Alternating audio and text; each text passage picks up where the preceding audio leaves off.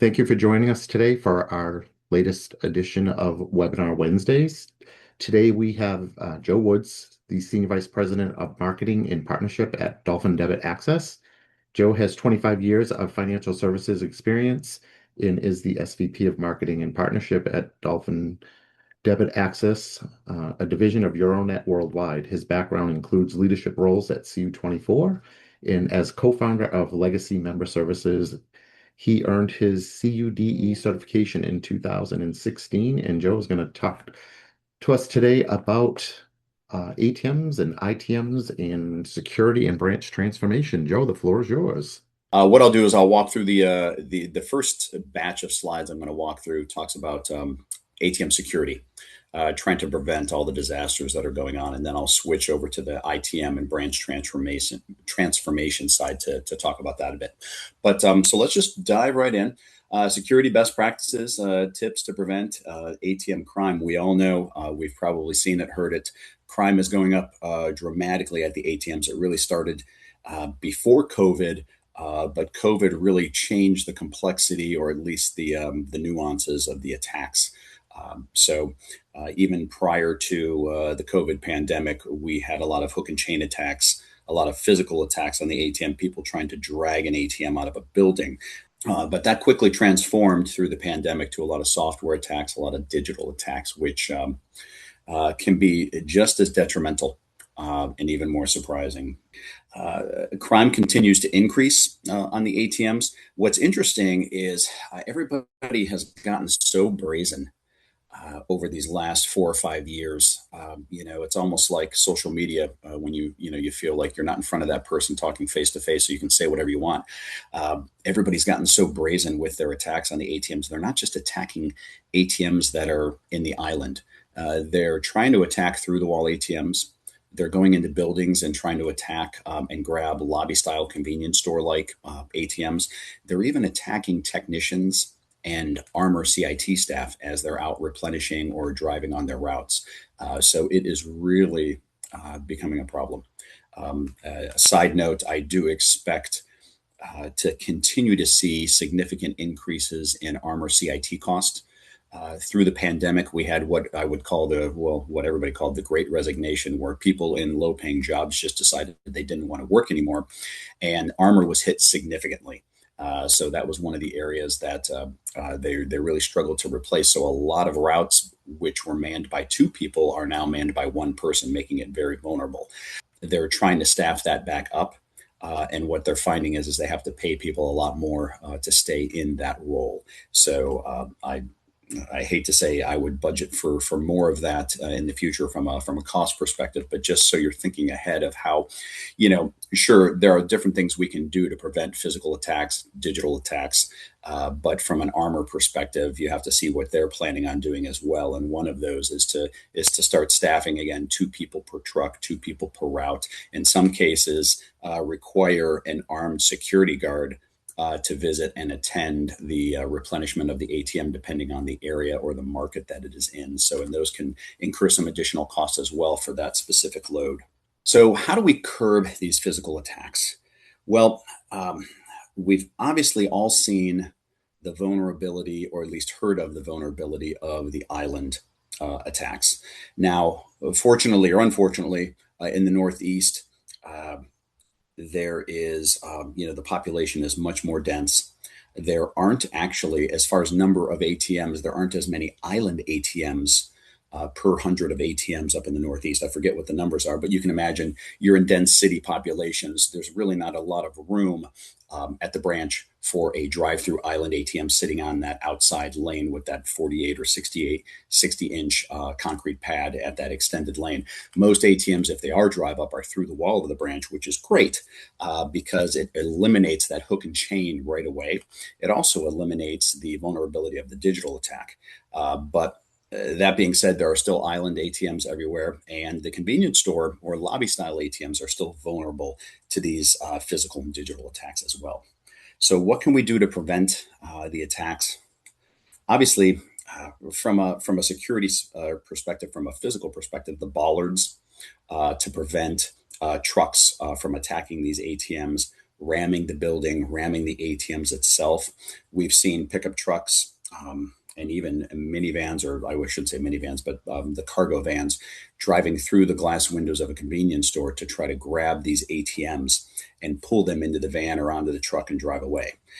And a word of caution there when you're thinking about the ATMs that you purchase for these locations, the ATMs that if you're outsourcing, you might partner with different organizations who are buying ATMs and putting them in place for you to outsource or to use and offer to your membership. There are different levels of ATMs as far as security and vault security go. And a lot of these convenience store ATMs, you can walk up and probably grab the top and start rocking it back and forth yourself. You might even bump into it and notice that it moves. Most of them are not bolted to the floor, and most of them do not have a level one safe, which typically NCUA, FDIC, they do not like. They want any credit union ATM that is operated with branding from that institution to have a level one vault. A lot of these remote ATMs do not, from a seg perspective, from a convenience or a retail placement, do not have a level one vault. Now, there are ways you can get around that with wording, because if somebody like Dolphin is outsourcing that ATM for you, well, it's not your ATM, it's Dolphin's. So you can say that, but just be aware of that, because those business hour safes, they can. It's not that they can easily be broken into, and they can be more easily than a level one or a level two or three vault, but they're much lighter. So you can really put a lobby style ATM on a dolly and walk away with it. Whereas with a level one vault, that vault itself is 400, 500 pounds. So it's very hard to maneuver that. For a lot of us that operate segs, we might be able to alleviate some of that stress, because a lot of our select employee groups, they're in manufacturing plants, they're in different corporate structures where they're behind secure entry. So we don't have to worry about non-employees accessing the facility.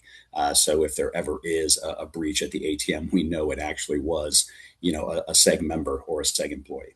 Bolting the ATM to the floor is important. In a lot of cases, we're not allowed to. Hospitals are a great example of that with their flooring. They don't want their flooring pierced or anything like that. So, that always has to be part of the discussion. But if you can bolt an ATM to the floor, definitely best to do so. If it's through the wall of your branch, you don't have to worry about it. That ATM is not getting pulled out through the branch unless you're the Hulk. Or have an amazing amount of mechanical equipment to make that happen. That ATM, in fact, if they try to hook and chain a through the wall ATM, it's going to damage the fascia, the face of the ATM.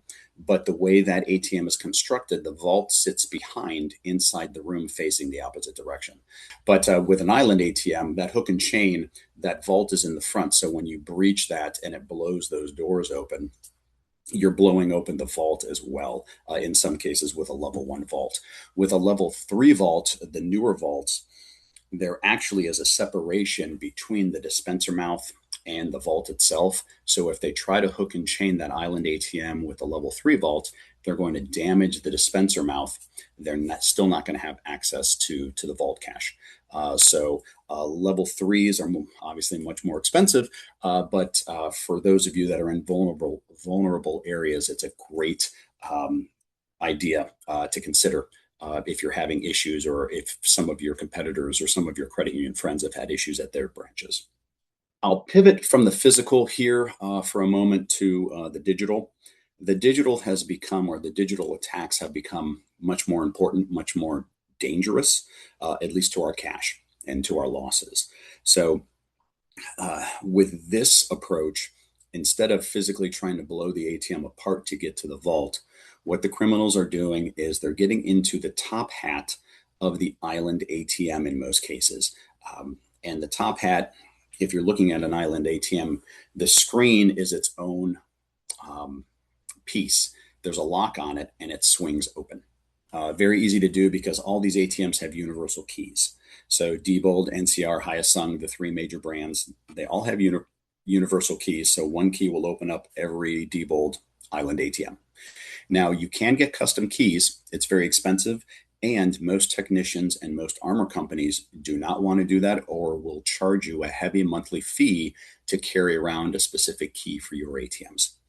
So it is a possibility. We've seen it done. Dolphin, obviously, we operate ATMs across the country, and it is very difficult for us to do for clients that want to make it happen simply because of the restrictions that a lot of the armor companies like Brinks, Loomis, and Garda put on us. So just so you're aware of that, that really typically is not an option. But from that physical attack, they get into the top hat of the ATM. Now they have access to the CPU, to the motherboard of the ATM. They disconnect the motherboard from the ATM. They connect a laptop of their own with their software on it to the ATM. And from there, they're able to remote access that ATM via Bluetooth and force that ATM to start dispensing cash. Typically, the ATM and you and the processor have no idea that this is going on, because what happens is communication from the motherboard is cut off, so it just looks like the ATM went dormant for an hour. In most cases, these criminals will put their software, put their laptop up against your ATM, dispense all the cash, remove their equipment, plug the ATM back in, close the top hat, bring it back into service, and leave. So in the morning, your members will come through the drive-through, try to perform a transaction. Maybe they get $20 or $40 or whatever's left over, and then the ATM runs dry. But on your system and in the ATM system, it still looks like it has $60,000 in 20s, but it was drained dry overnight. Just some things to, so you're usually caught off guard when that happens.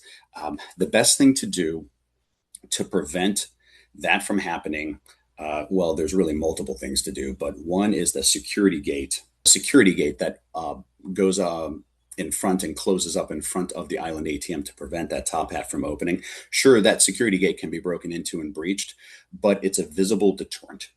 Also, putting alarms in your top hat, that is imperative. For those of you that have island ATMs, arming your top hat. It sounds weird. Well, not anymore, really, though. Usually we're just alarming the vault or putting a tip sensor on it. If the ATM shifts, more than 10 degrees or is rocked back and forth, it triggers an alarm that goes to the police department. But the top hat alarm is incredibly important. First of all, it's an audible alarm that will shock the criminals and probably cause them to run away if they know any better. It also, if you set it up properly, should trigger the local authorities. And this is much more important than the hook and chain attacks. And the reason why is the hook and chain attacks took about 2 to 2.5 minutes for the criminals to pull up with that truck, hook the ATM, blow it open, and grab the cassettes and run off. The digital attacks, the DMI, the DMA, the jackpotting attacks, whatever acronym or naming you want to use for it, typically take about a half an hour to make happen. So there's plenty of time after that top hat is open to get to these criminals before they start getting to your cash. So if you have that top hat armed and it triggers an alert at the police station, and in a lot of places we're working with smaller local authorities, and you can talk to them. You've probably met them at chamber meetings before. You can let them know, hey, when this alarm goes off, that means somebody is in my top hat, somebody is in my ATM illegally, and it's usually going to happen somewhere between 1 and 4 a.m. So anything that happens in the middle of the night like that triggers that, there's a problem. There's not a single, I believe, technician in the country that's going to be working on your ATMs at 3:30 in the morning. The other thing you can do is talk to your ATM processor. So your processor, typically for credit unions that are not outsourcing, your processor for the ATM is the same as your card processor, your debit card processor. They're typically driving your ATMs. Now, usually they're limited in scope to what they can do, but they might have alerts that they can provide you as well for when an ATM gets breached or something like that happens. If an ATM terminal goes offline for a half hour in the middle of the night, there might be a trigger mechanism that they can use to alert you. More than likely, they won't be able to alert the local authorities, though, simply because they're processing for credit unions and banks across the country with thousands of ATMs. But always something to consider. That photo there at the bottom, that ATM, that's actually a European ATM. One of the things that has not come to the States yet, thank goodness, are explosives. So over in Europe, the DMA, the DMI attacks, the jackpotting, they've all originated in the Eastern Bloc of Europe. So have explosive devices. There are some criminals, there are some criminal networks that are trying to use C4 and other explosives to blow the vault open, to blow the ATM apart to get to the vault. We have not seen that here yet, but just something to be thinking of because it could happen here. We just never know. So video surveillance, any markers that you can put around your branch, around your ATM, uh, cameras, signage, the security gates, like you see here on the photo, even though that security gate, in a lot of cases, it doesn't truly prevent an attack. What it does is it deters them. They have scoped out the area and they're looking at 5 or 10 ATMs, in a couple mile radius to hit over the course of, maybe a couple days.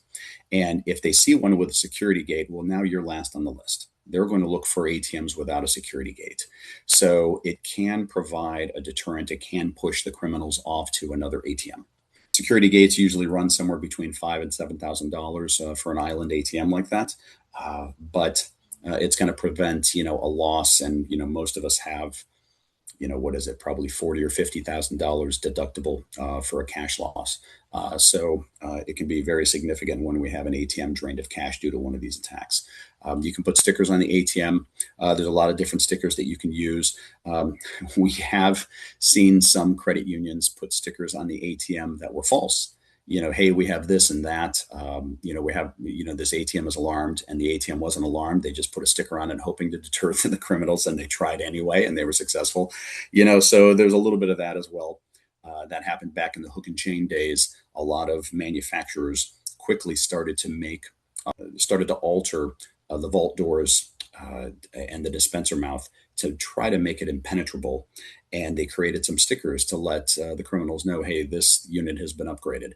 But a lot of credit unions were putting those stickers on ATMs that weren't upgraded in hopes to deter the criminals, and it didn't work.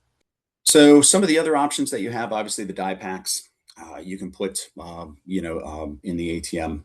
If it's jostled, if it's moved, they'll explode in the vault, and ruin all the cash. And sure, it ruins all the cash, but at least you have the cash. GPS and motion detection, that will do the same thing without destroying the cash. You can put a motion detection device in the ATM. And if the ATM is rocked back and forth to a certain degree, it triggers an alarm. You can use that for an island ATM. You can also use that for those smaller retail size lobby style ATMs.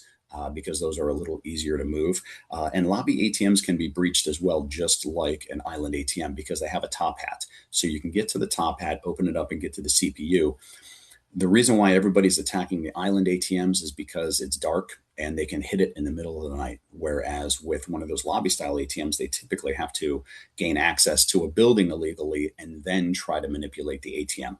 So it's a little more difficult to do, which is why they're staying away from a lot of lobby style ATMs.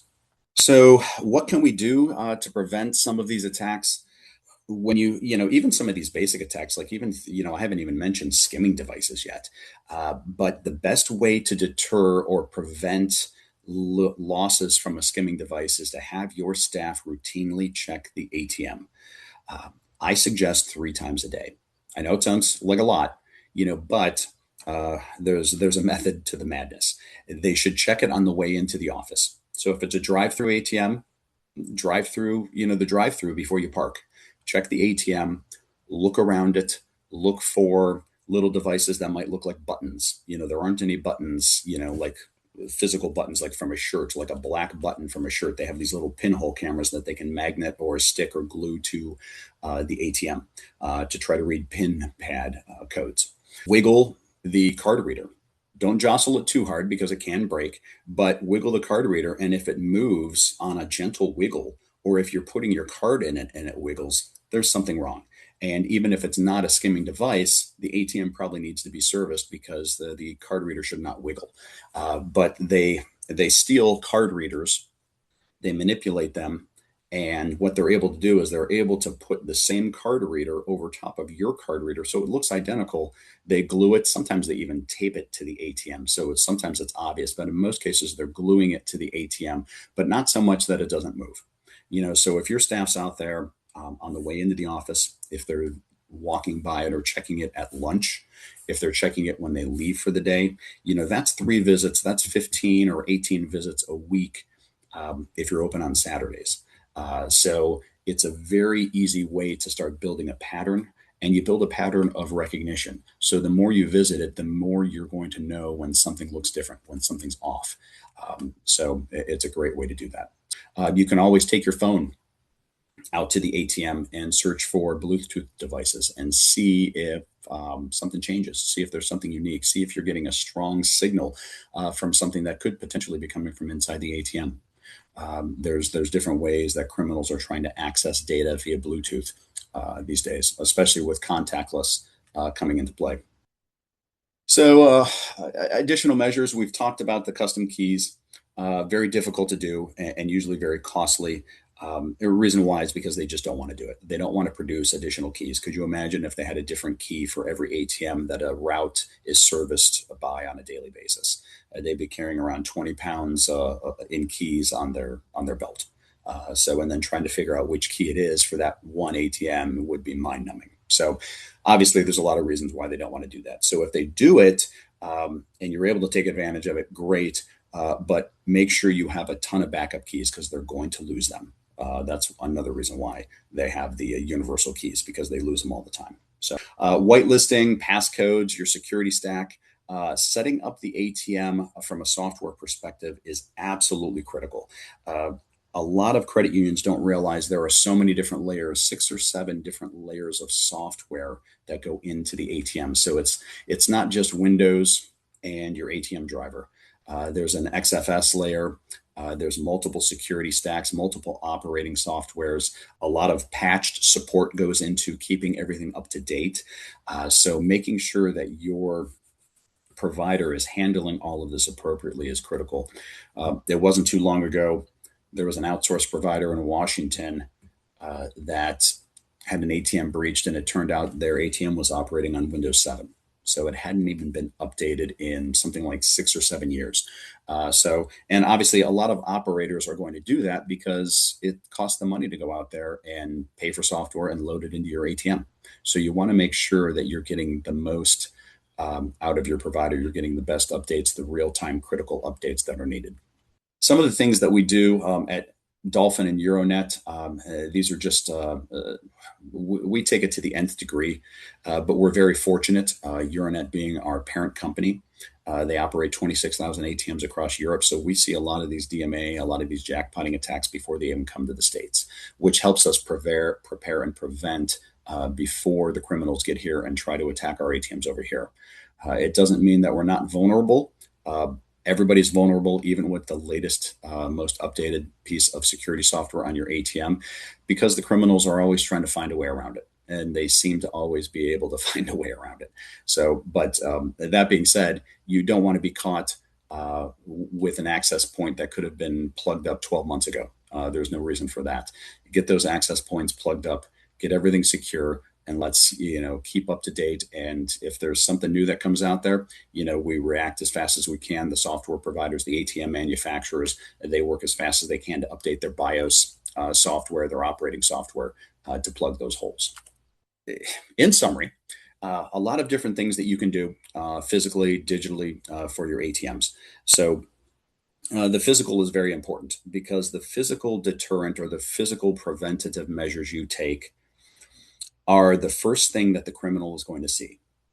So we all can't change our island ATMs to through the wall ATMs. It would be nice if we could for a couple of reasons. But that just isn't in the cards for everybody. So for those island ATMs that are vulnerable to the physical attacks and the digital attacks, critical to get those security gates, to get that top hat alarmed, to get some security cameras on the branch walls that are pointed towards the ATM, out of the reach, obviously, of criminals, or out of the reach of spray paint. If they can always put a ladder up to the building, but now they've got to steal a ladder and find a truck or a car that'll, let them bring the ladder to your office if that's something they're going to do. So there's a lot of different things that you can do from a visible perspective when the criminals arrive or when they're scoping out and casing your area, to make them pause and to make them think that there's a better option down the road for them. That's really what you want to do. If they do attack your ATM, that top hat alarm is mission critical, to make sure it's alerting the authorities, to make sure it's a very loud, audible alarm that number one, scares them, gives them pause, makes them think, and obviously triggers the authority. The top hat is the first thing that they have to get into. That's the first thing that they do when they get on site. And at that point, there's still a minimum of probably 10 to 15 minutes away from starting to get to your cash. So that's why I say those top hat alarms are critical, because if you get a top hat alarm, it goes off. The criminal knows he's got 10 to 15 minutes, to before it starts dispensing cash. But even then, it's going to take probably another 10 minutes to 15 minutes to dispense all the cash. So they can only get to a certain number of notes at a time based on what your ATMs are capable of dispensing. So it is a process.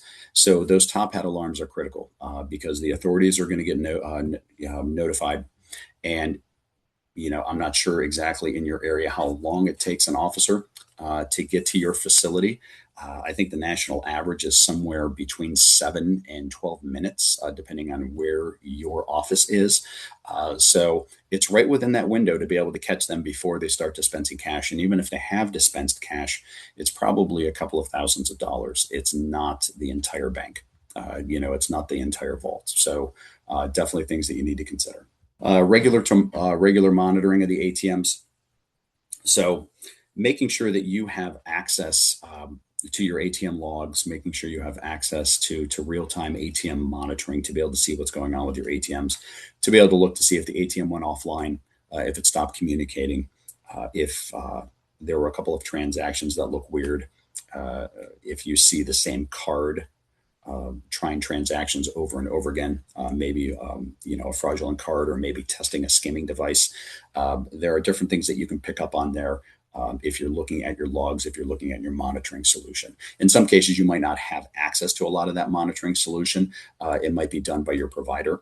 Or it might not be done by your provider. It just might be, they might be driving your transactions, but really not providing any sort of monitoring service other than the occasional alert. I know some of the big ones, your Fiservs, your FISs, they send out a warning, kind of a notification if the ATM hasn't performed a transaction in 8 hours. But by then, if something's happened, obviously the cash is long gone. So are you So finding a lot go of the ahead. trends that are happening in Europe coming over to the US or Yes. Yes, we have. So we have seen pretty much every attack that started over in Europe makes its way over to the US, whether it's physical or digital. okay. So the physical attack, like the hook and chain attack, definitely was a US born attack, if you will.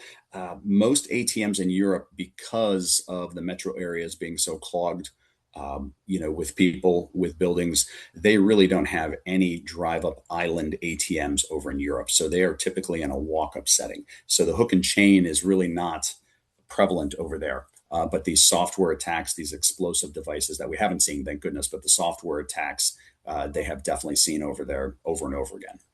So let's talk branch transformation, the role of ITMs, and how this is all playing out. Really, this slide just speaks to the fact that cash is expensive. The cost of cash is getting more expensive, more so because of all the different pieces and parts that go into managing that cash. And branches are getting more expensive. So the idea of shrinking the size of the branch, shrinking or creating new technology to get access for your members to cash in a more cost-effective means is mission critical. And there are a lot of drivers behind that. Real estate's getting more expensive. So staff is getting more expensive. There are ways that we could stretch staff a little more, maybe get a little thinner at the branch, and maybe not reduce headcount, but maybe move headcount from one branch to another as we start to expand. So some of the other things that are happening out there, Armor Performance, I know I mentioned Armor before, they're at an all-time low from a performance perspective with the great resignation and trying to staff up. So there's constantly a battle there. Just so you're aware, if you haven't talked to your peers about it, you're not alone. It is a constant everyday thing. We have seen just in the last 2 weeks with my client base working with Brinks and Loomis, straps on the cash, ATM beauty doors left open, ATMs not put back into active mode, they're left in supervisory mode. The counts, they'll pull cash out, do a zero balance replenish, but not change the counts of the cash that are in the ATM. In the past, we've seen them pull deposits and not return them to the branch as far as the checks go. and all of a sudden they go missing for weeks on end, and we have to hunt them down with Brinks and Loomis. So there's just so many different things that they're doing that they're just not doing right. But most of these people, you figure if they're employed, it's probably going to take them 120 to 180 days to get up to speed. They're not just replenishing ATMs, they're dropping off your cash. They're going to convenience stores. They're working with smart safes. There's, probably 35 different uh, makes and models of ATMs out there in the field, and every one of them operates a little differently. And then they also have to know what software they're using, because every software is a little different on how they manage the ATM. So it does take a long time for them to ramp up. And it seems like just when they start to get competent, they leave and you see a new rep dropping cash off or loading the ATM. Just something to consider when you're thinking about planning. At Dolphin, we always want to know what's going on in the world, what's happening in ATM world. And by no means a sales pitch, just so you understand who we are. We're very fortunate. We're equipment neutral.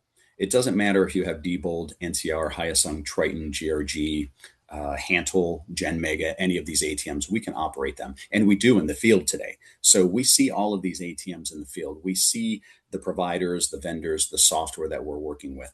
So it's very critical for us to know what's going on in the marketplace and what's happened. The most recently, Brinks, of all people, acquired NCR Atleos. That's the Cardtronics version, or the ATM division of NCR. And they grossly overpaid, but that's just my financial analysis. So we're not sure exactly how that's going to shake out, or what's that going to do, what kind of impact that will have on the marketplace. We don't know if they're going to change their VAR relationships, their value-added resellers. We don't know if they're going to pull their value-added resellers like Diebold did about 6 or 7 years ago, where they had VARs and they just eliminated the VARs and went direct. We do know that only one NCR executive, I believe, has survived and is moving over to the Brink side. So this operation is going to be largely dictated and managed by Brinks moving forward. So we're definitely going to see changes. They might not all be bad, but we're optimistically concerned. I don't know if that's even a thing. We're hopeful, but we do know that there's going to be some headache. There's going to be some pain along the way, and there's usually some things that people don't really like about the situation. But in the past, we've had some companies that have just completely gone out of business. Paramount ATM. They had massive amounts of fraud, up over $100 million in fraud, that killed a number of small ATM operating companies. ATM Solutions, an ATM outsourcer out of Kentucky that was very prominent in the Midwest, was insolvent. They had something like $6 million in internal theft at their clients' ATMs. So who you're working with is very important. A lot of the small providers manage everything for you, which is great. But what's happening, at least what happened with Paramount, what happened with ATM Solutions, is the same person or the same organization that is operating and driving the transactions at the ATM and managing the service is also managing and replenishing the cash. And it's out of the same operating system. It's not always the same person, but it's the same system. And it's very easy to manipulate the numbers in that way. So you really want somebody that's working with third-party cash, somebody that's not tied to the same organization, because you want that, so to speak, that separation of church and state, to make sure that you have checks and balances in place. You know, your card services person is supposed to be there for your debit cards, your credit cards, and your ATMs. ATMs are usually the smallest portion of what they're supposed to be doing, but typically, especially now with a lot of the issues with the armor companies and different things like that, it's becoming more and more what they're doing on a daily basis. So studies show right now that it takes a full-time employee to manage about 15 ATMs. So if you think of that in the grand scheme of things, if your all-in cost for your card services person, or for a person managing ATMs, is, let's say it's $80,000 between salary, benefits, everything there. At 15 ATMs, that's about $445 in staff cost, internal staff cost per month per ATM. You might think you're saving money because you're doing it yourself internally. You're typically not, and you're not putting the best resource in play for those ATMs or those ITMs. Why? When you're thinking of branch transformation, when you're thinking of ITMs, when you're thinking of that new technology, why do you want to do it? There's a lot of good reasons why. So a lot of us are having staffing issues. A lot of us, are finding it hard to find good employees that want to show up for work and want to get paid a decent hourly rate. They always want more, or they, want to work remotely. They want to bring their dog to work. All of these different things that have been changing over the last 4 or 5 years. It's become more complicated, more of a burden to manage a lot of these entry level employees. So maybe you want to extend your hours of service. Maybe 9 to 4, 9 to 5 isn't cutting it. Your members are working 9 to 4, 9 to 5. Probably 8 to 5, really. So they don't have time to get to the branch. They need to be able to get to an additional. They need to do more than just the ATM when they visit your branch on the way home from work. Uh, Expansion is also a good one when you think of ITMs. The idea of, instead of building a full branch, building a smaller branch, or deploying an ITM in a new community that you haven't been into yet, that you haven't grown into. So now you've got your brand there. You've got an ATM that's present. It can do a larger amount of transactions than typical. So as your membership grows, they can expand that way into that ITM unit and be able to use that and take advantage of it. There are also a lot of there aren't really a lot of bad reasons to do an ITM, but these reasons are very obvious. We've seen this happen in the marketplace early on when ITMs came out. Everybody thought, well, so and so's doing it. All my ATMs should be ITMs, and that was the decision. And that's definitely a wrong decision. I will tell you right now. Most importantly, is not all of your ATMs need to be ITMs. ITMs should be done in a very specific manner. They should be done branch by branch or situation by situation. It's not a cookie cutter approach. It's not a one size fits all. So that's really important to know. In most cases, if you have a very high traffic branch, or if you have a lot of volume in your drive through, you might end up with two ITMs and an ATM. You might end up with what I like to call the fast cash lane, because you don't want to bother people and burden people waiting 5 cars deep to get to that ITM to perform maybe a 4-minute transaction when all they want to do is get their $100 out on a Friday and get home for the weekend. So there are a lot of things to consider when you do something like this. So how do we do it? What do ITMs look like? What are they doing out there in the marketplace? How are they creating these efficiencies? First, ITMs are really just ATMs. They just have larger capabilities or more capabilities. So sure, it might be called a different unit, but it's going to look like an ATM. It's going to be the same size as an ATM. It might be a couple of inches different here or there. But when you drive by it or when you walk up to it, it looks like an ATM. So you don't have to worry about that. In most cases, an ITM is going to fit where an ATM fit. So unless you're changing things dramatically from a through the wall to an island, then you've got to adjust your concrete pads and the drive-through lanes and all of that. But there are really 3 primary versions of an ITM. Everybody's probably familiar with the video teller, where you click a button, one of your tellers from your call center or from the branch, come on the screen and talk to the member, handle a transaction for them. They go on their merry way. The other option is the core integration. And that's where your ATM, from an ITM perspective, now speaks directly to your core processor, whether it's Jack Henry, Scimitar, Fiserv, FIS, Correlation, all the different brands. The benefit of having core integration is, well, now that ITM is 24/7. If you have a video teller solution only, you're only an ITM when you have it staffed to be ITM. Once 5 o'clock hits and you send your staff home, that is now just an expensive ATM in your drive-through lane. The third method is to combine the video and the core together. And you do have that option. So you can do video only, or core and video together. That gives you the best of both worlds. In some cases, though, you don't need it. In some cases, members are going to pick up on the larger transaction set available. If you do the proper education, if you talk to your members, there are a number of credit unions out there that are doing core integration without the video teller. So whereas in the past, the video teller seemed to be the big push. And it made sense because at the time it was the simplest from a processing and from a cost perspective from the providers that were enabling that. Some of the other things we've seen out there in the market, there's some QR code solutions. These are not ITMs. A QR code does not make your ATM an ITM. In most cases, this QR code is on a marketing screen and it's pointing your members to your call center. So you don't need to pay somebody thousands and thousands of dollars a month to put this process in place. You can create your own QR code and put it on your own marketing screens on your ATMs. We've seen people do that as well. If you want to call somebody, click here, scan the QR code, and our phone number will pop up, and you'll be able to dial us right away. So very simple and easy to do. Very cost effective to do. But again, it doesn't increase the transaction set at the ATM. It doesn't make it an ITM. That's something very important to remember. With the ITM, you're really enabling a number of different things from um, depositing cash to make a loan payment, to make a credit card payment. You now have access to multiple accounts, to linked accounts, to home equities. And a lot of this is going to be driven by what is available from your core processor. So not every core integration is the same. Certain core processors will have a larger transaction set available for your members to use.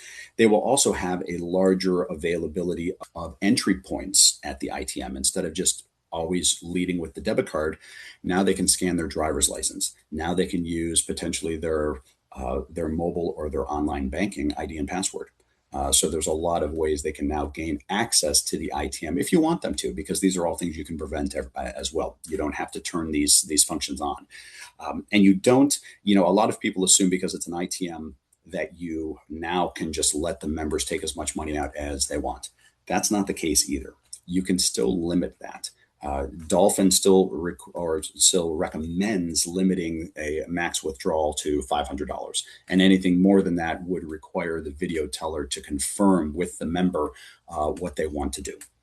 So there are definitely things that you can put in place to really prevent a lot of the fraud that's been happening out there. With core integration, you can enable just about everything that a member does inside your branch from a transactional perspective, not from a conversational perspective. So those questions about loans and different things like that, they can always hit the video teller button or they can walk into the branch. But in most cases, 85 to 95% of the daily traffic from a transaction perspective that's performed at your teller line can be performed at a core integrated ITM. So when you start to think of the efficiencies that this can create for you in your lobby, in your drive-through lanes, it's not taking away those conversations that your MSRs or your concierges or your staff are having with your membership, but it's alleviating them from a lot of that rote transactional processing that doesn't lead to that next sale or that next opportunity for a different type of an account. With ITMs, there's two ways. A lot of credit unions initially thought ITM should be in the lobby and they should replace teller staff. And then some credit unions thought, no, ITM should be in the drive-through or they should be both inside and outside. This is really going to depend on your planning, your talking, your strategy, what you think your membership is going to respond to. If you're doing surveys, if you have a discussion panel with some of your membership of different age ranges to see what they would be interested in or what they wouldn't be turned off by. These are all great things to do as you're planning or thinking about that next step with an ITM. What we've seen, just to give you some idea from a Dolphin perspective, typically drive-through ITMs are going to work the best to start. Reason being is you're replacing typically pneumatic tubes. So it wasn't a face-to-face transaction for the most part anyway. And even if it was video with the tube, well, now you can have video with the ITM. But the nice thing is again, those tubes shut off at 5 o'clock and they stop moving, whereas that ITM is core integrated. It's now 24/7. You've got Susan, who is working at Chili's 5 to close on a Friday night, and she knows her car payment is due. She's got cash, on her tip money on her way home, burning a hole in her wallet. She doesn't want to spend it. She gets to that ITM, she deposits that and immediately puts that towards her car payment. And then she drives home. She can't do that in your tube system or at your branch at, 11 o'clock or midnight on a Friday. So there's a lot of efficiencies, a lot of assistance that this definitely provides for your membership. From a branch perspective inside the teller line, there are some different approaches there. And the different manufacturers have different approaches to how they handle their ITMs, especially in the lobby. So you definitely need to talk to multiple providers to see how they've structured, how they've formatted their video teller portion of the ITM, as well as staff assistance with the ITM. So certain providers, with the video teller, it is strictly video teller. That's all they do. Your staff is behind the scenes, dual keying everything in on the card platform, on the core platform. There's really not a lot of efficiencies there. In a lot of cases, it's still a one-to-one for membership, and it doesn't create that financial benefit that you're hoping for when you go ITM.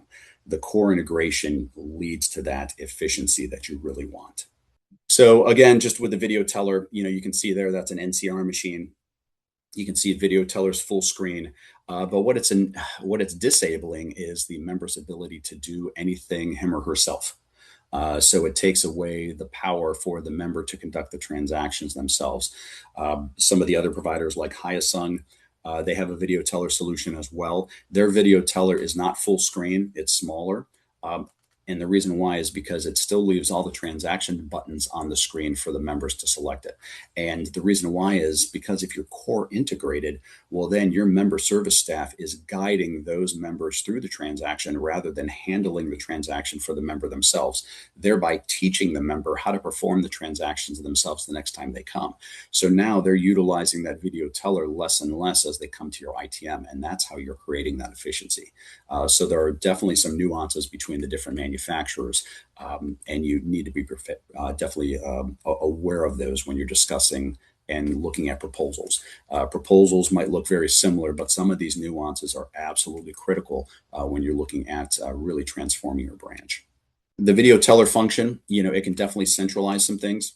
If you have a call center, or even if you don't have a call center, if you have a work from home environment, if there's a state of emergency, or your office is closed for the day, you can still operate those ATMs or the ITMs as video teller in the drive-through lane. So you still have some options there. We do have some credit unions that want to, some of their outlying branches, there's a lot of cost in those. They want to start limiting their hours. Maybe they don't open until 11 o'clock right before the lunch rush. Well, now you can back that in from 8 to 11 with your ITM video teller in the drive-through lane, or with core integration. So you have that flexibility there. So I mentioned the QR code. The QR code itself, again, it's not an ITM, and everybody can create a QR code. This was an interesting idea. It hasn't, there are some smaller credit unions that have taken advantage of the QR code route, but it's still very expensive for them, and it really doesn't give them a lot.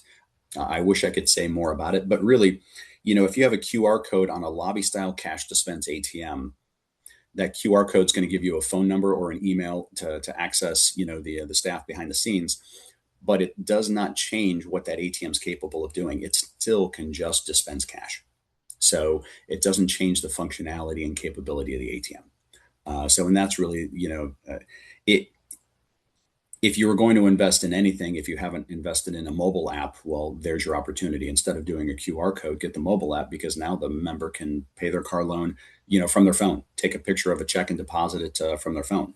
We have a number of credit unions now in the marketplace that are removing check deposits from the ATMs, simply because they're more of a nuisance. And as checks decline, it's becoming more expensive to do so.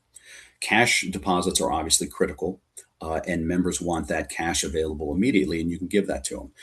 But when you have mobile remote deposit capture on your phone, why have that extra cost, that extra financial burden on the credit union to accept check deposits at the ATM or the ITM? When you're looking at the cost of the ATMs, obviously ATMs nowadays are, $45,000 for, maybe 50,000 for an ATM that accepts deposits.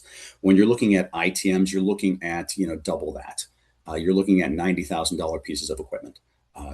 They can do a lot more. There's a lot more software to them. In a lot of cases, there's a potential for recycling, but the software alone makes these ITMs much more expensive. So, from a project perspective, there are upfront fees, and we've seen some staggering costs from some of the players out there. But the upfront cost to create or to make your ITM happen, you're looking at six figures. easily. Minimum 120, $150,000 to get into an ITM project. And then you also have some back end setup.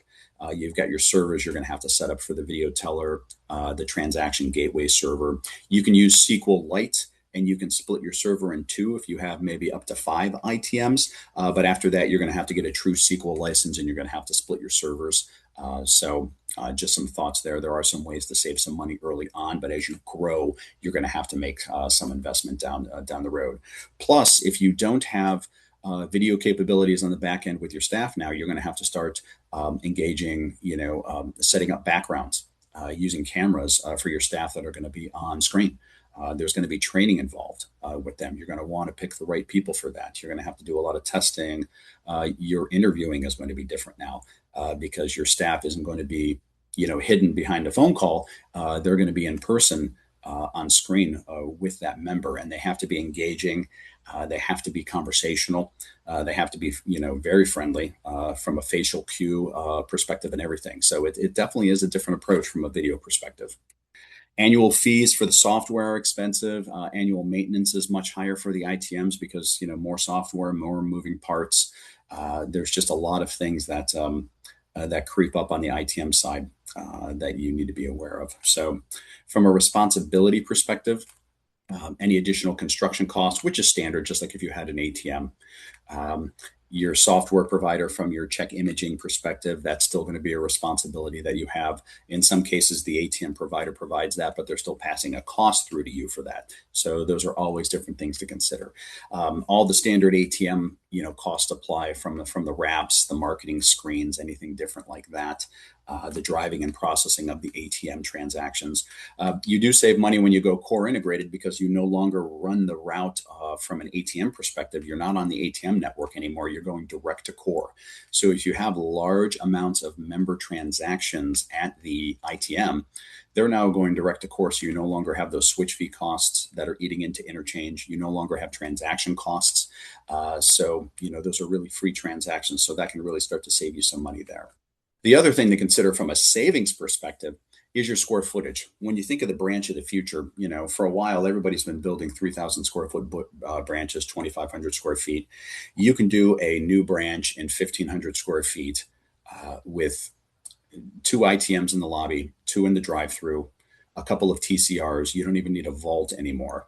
And you can probably staff it at half the pace that you staff a typical branch. And when you think about the savings there, just from a commercial perspective, commercial real estate from a rental perspective is about $26 a square foot nationwide per month. So even taking $1,000 off of your square footage at a new branch justifies the initial costs of the ITM project right there with just one branch. So don't think that the costs are so outrageous that you can't recoup them. You can recoup them in just one branch. It can be done very easily. Joe, we have one question that popped up in the Sure. chat, and it says, have you seen any instances of setting up an ITM outside of a branch, like in a hospital or police station for a seg? We have. We have. We've seen it in small colleges and a couple of different hospitals, mainly where the credit union was removing the branch. So, and the reason why is obviously they were performing, standard transactions at the branch like they always do. They either, the hospital kicked them out or they lost that square footage or didn't want to pay for it anymore. So they put an ITM in its place.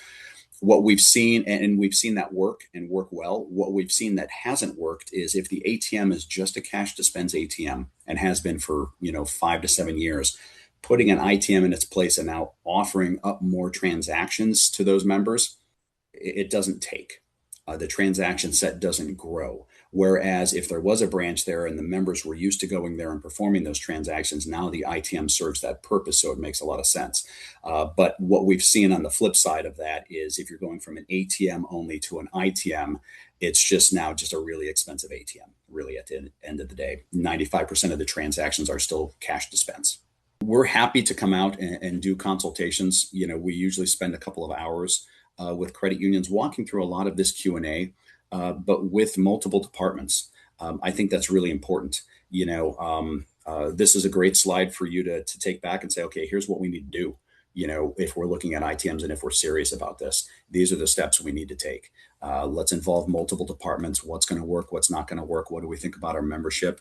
And let one of us, typically when I'm doing a 2.5 hour consultation on the ITMs, I'm doing a lot of note taking is really what I'm doing. And then almost as a recorder reporting back to the credit union what I've heard. And I'm offering up, some data points and what we've seen in the field and what works and why this is efficient and why that's not. So, at the end of the day, you want to make sure that it works for you. It's always going to work for your ATM provider because they want to sell you something that's more expensive. So you want to make sure that you prevent against that. You want to make sure you're doing what's right for you. Well, Joe, thanks very much for all of this information today. Take care, everyone. Thank you, everybody.